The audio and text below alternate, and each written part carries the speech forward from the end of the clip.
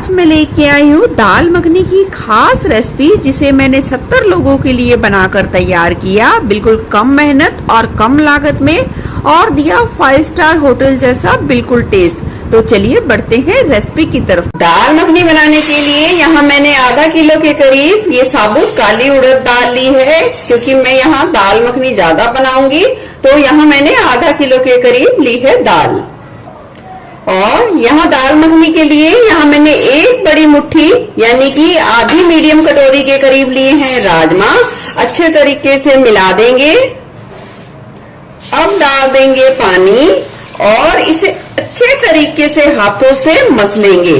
दाल मखनी में जो उड़द दाल का इस्तेमाल किया है उसे अच्छे तरीके से रगड़कर धोना बहुत ज्यादा जरूरी है, क्योंकि उड़द दाल में बहुत ज्यादा कालापन होता है, जिससे दाल मखनी हमारी दिखने में सुंदर नहीं लगेगी। इसलिए 5 से 6 बार पानी को बदलकर रगड़ कर दाल को धोना बहुत ज्यादा जरूरी है दाल मखनी के लिए।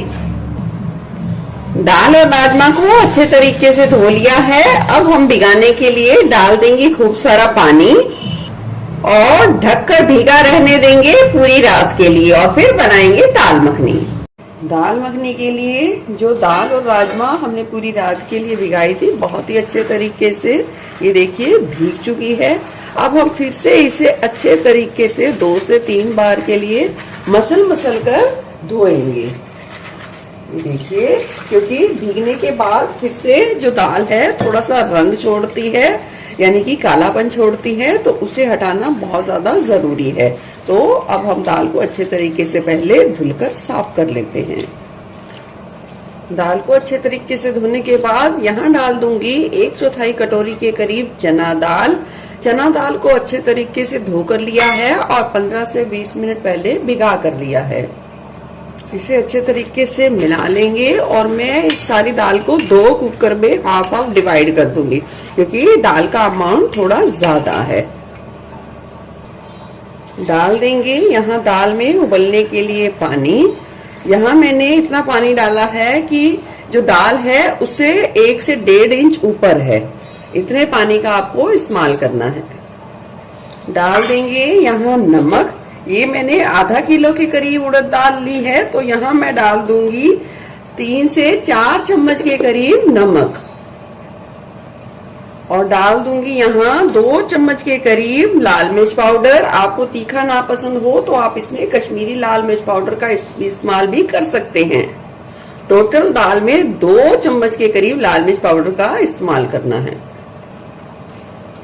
ये दाल मखनी 50 से 60 लोगों से भी ज्यादा लोगों के लिए बनेगी। अब कुकर का ढक्कन लगा दिया है। गैस की लो फ्लेम पे दाल को 1 घंटे के करीब पकने देंगे। अब साथ साथ तड़के की तैयारी भी कर लेते हैं। तो यहाँ मैंने ये लिए हैं 10 से 12 हरी मिर्च ली हैं, आधा किलो टमाटर लिए हैं, और इस तरीके से 70 से 80 ग्राम के करीब अदरक लिया है। आप चाहे तो लहसुन का प्रयोग भी कर सकते हैं, पर जो दिल्ली के महंगे बढ़िया रेस्टोरेंट में जो बढ़िया दाल मखनी मिलती है तो उसमें लहसुन का यूज बिल्कुल भी नहीं होता है। अब इसे मिक्सी जार में डालकर बिल्कुल ही हमें बारीक पीसना है। इस बात का आपको ध्यान रखना है। देखिए, दाल मखनी के लिए ये दाल और राजमा बहुत ही अच्छे तरीके से गल चुके हैं। मैंने 2 कुकर में उबाल लिए हैं, क्योंकि ये अमाउंट ज्यादा है तो मैं इसे एक बड़े पतीले में डाल लूंगी, और डाल दूंगी यहाँ मैं जरूरत के हिसाब से पानी। यहाँ मैं 1.5 गिलास पानी का इस्तेमाल करूंगी। अब यहाँ मैंने ये लकड़ी का इस तरीके से घोटना लिया है। दाल को मैं 4 से 5 मिनट के लिए इस तरीके से घोट लूंगी। दाल को अच्छे तरीके से घोटना है, क्योंकि रेस्टोरेंट की दाल बहुत ही अच्छे तरीके से लटपटी और बिल्कुल घुटी होती है, तो इससे टेस्ट तभी रेस्टोरेंट स्टाइल दाल मखनी का उभर कर आएगा। दाल को घोटने के बाद यहाँ मैं डाल दूंगी 1 गिलास के करीब फुल क्रीम दूध, और अच्छे तरीके से मिला देंगे। अब इस दाल को लो फ्लेम पे फिर से 30 से 40 मिनट के लिए पकाते रहेंगे, और बीच बीच में से चलाते रहेंगे, और जरूरत के हिसाब से इसकी थोड़ी सी घुटाई भी करते रहेंगे। अब यहाँ इतनी दाल मखनी के लिए यहाँ मैंने 4 चम्मच के करीब ली है कसूरी मेथी। तड़का तैयार कर रहे हैं क्योंकि, और गैस की फ्लेम को लो पर कर दिया है और लो फ्लेम पे हम चलाते हुए कुछ सेकंड या 1 मिनट के लिए इसे भून लेंगे। कसूरी मेथी को भून लिया है, गैस की फ्लेम बंद कर देंगे और जैसे ही ये थोड़ी सी ठंडी होगी हम इसे हाथों से इस तरीके से चूर लेंगे, बिल्कुल ही बारीक फॉर्म में आ जाएगी। चलिए अब तड़का तैयार करते हैं। कढ़ाई में डालेंगे 2 बड़ा चम्मच के करीब तेल, डाल देंगे 1 चम्मच भर के मीडियम साइज का मक्खन और इसे भी पिघलने देंगे।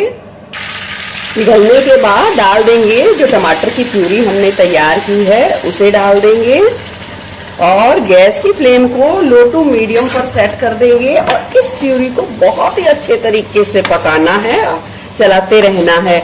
याद रखें इस प्यूरी में बिल्कुल भी थोड़ा सा भी कच्चापन बिल्कुल भी नहीं होना चाहिए, इसे अच्छे तरीके से पकाना है।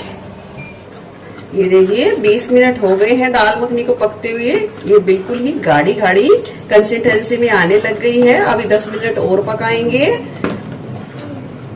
मैंने यहाँ 2 गिलास के करीब पानी का और इस्तेमाल किया है, यानी कि 3.5 गिलास के करीब पानी का इस्तेमाल किया है बाद में भी।